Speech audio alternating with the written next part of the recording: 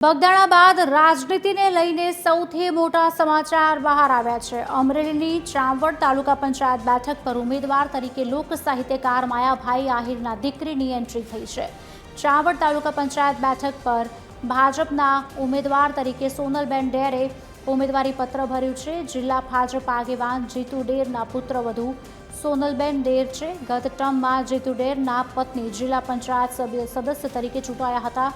આ સમયે ધારાસભ્ય જનક તળાવિયા, સાંસદ ભરત સુતરિયા સહિતના કાર્યકરો ઉપસ્થિત રહ્યા હતા।